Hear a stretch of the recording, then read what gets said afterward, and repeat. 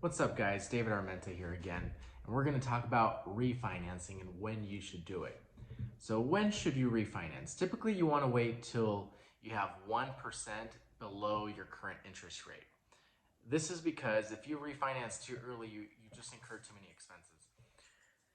So for example, let's say you try to purchase a home or you try to refinance, it's the same thing. The lender's going to charge you about like 5 to 15 grand, just depending on the purchase price, right?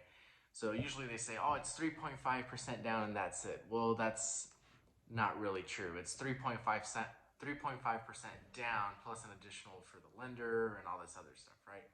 Same thing for refinances. Essentially, you're repurchasing your home. So why would you repurchase your home and incur all these expenses, which could range anywhere from 1% to 3%? You wouldn't. That's just, but it's silly. And why would you do it? Well, it gets a little more complex than that, right? So if you start refinancing frequently, you got to consider what's your recapture rate, right? So if you spend how much money, how long will it take you to get that money back, right?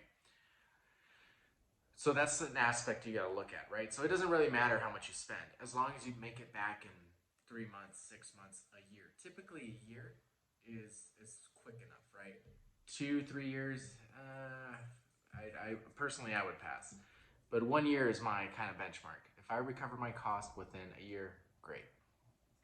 Also, um, if you refinance between a quarter or so, a lot of people don't know what a quarter is. It's like 0.25%. Half is, and when people say points, it means like 1%, right? So like, oh, 3 points, 2 points, a half point. It's like, oh, points? What, was it a basketball game? No, it's just referencing percentages. So if you go down a quarter and you incur like $6,000 in costs, and you're only saving $100 or $200 a month, how long is it going to take you to recover $6,000 if you're only saving about $200 a month, right? It's going to be a while.